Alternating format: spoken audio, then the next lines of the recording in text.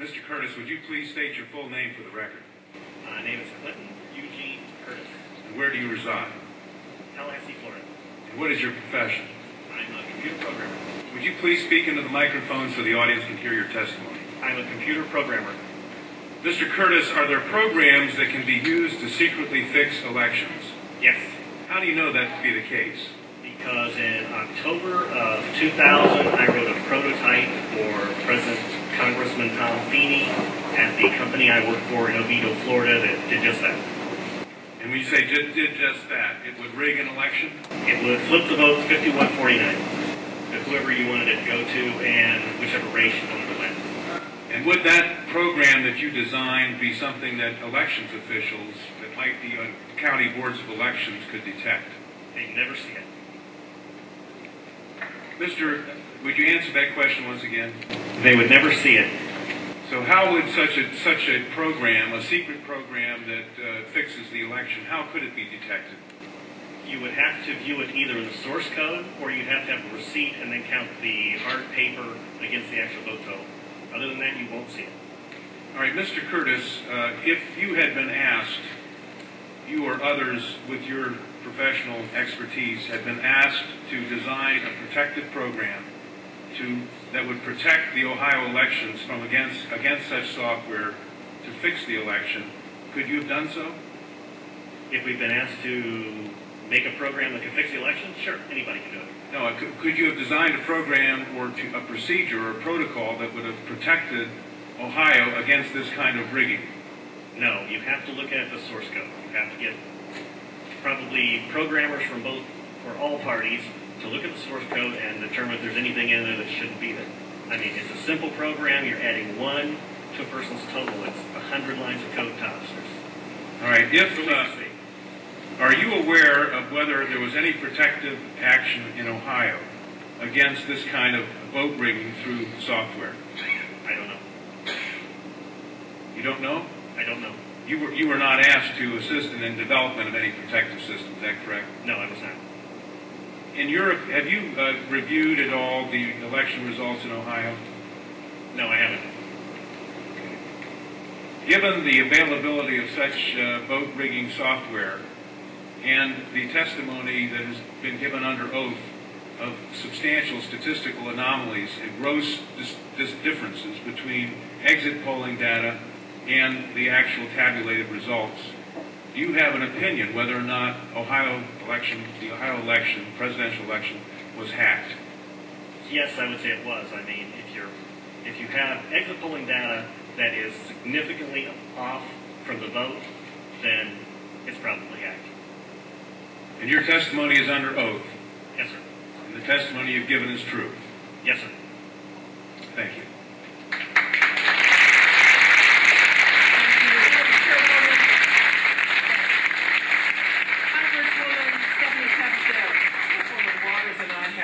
Question back to the podium.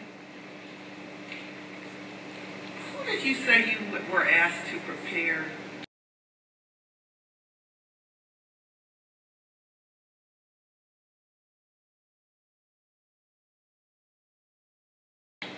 I was asked by Tom Feeney. He's now a congressman. At that time, he was Speaker of the House of Florida, Yang Enterprises, which was the company I work for, lobbyist, and their corporate attorney.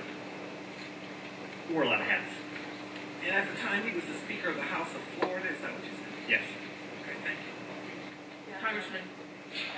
You say he was the lobbyist for the voting machine company at the same time he was Speaker of the House? I don't know what the voting machine company is. He was a lobbyist for Yang Enterprises. We had NASA contracts. And Yang Enterprises did what? Computers? Computers. Okay, and he was your lobbyist. Your company's lobbyist. Lobbyist for that company, yes. And he asked you to design a code to rig an election? Yes. While he was Speaker of the Florida House? Yes. This was during or previous to the 2000 election? Yes, October, end of September. And did he ever express why he wanted a code to rig an election?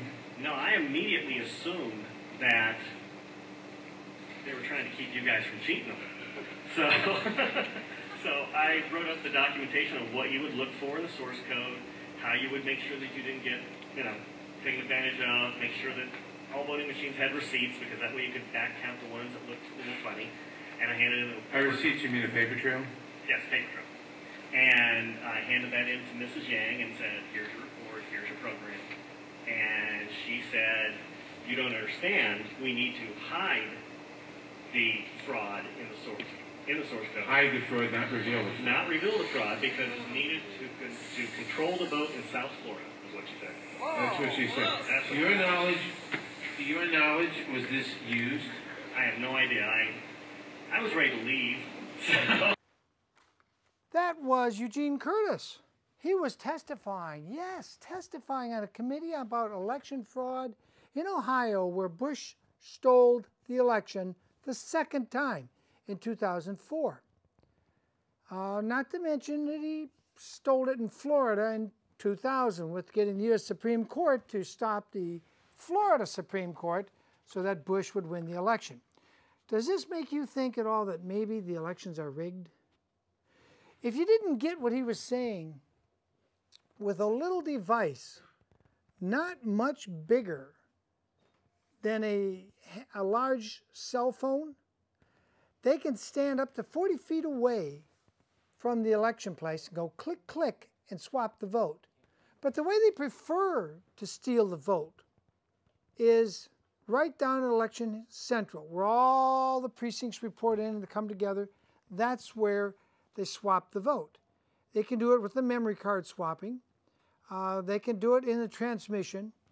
Many of you may have noticed in some of the counties in California in the June 2010 primary, they didn't even have the machines that scanned your vote and registered in that little thing about the size of a cell phone called the memory card. Gee, it's slipping my memory. Yeah, the memory scanner, which is supposed to have at every precinct. Until we get back to hand-counted votes in the precinct by senior citizens that got nothing better to do than to make sure the votes are counted correctly, to me, the elections are a dog and pony show.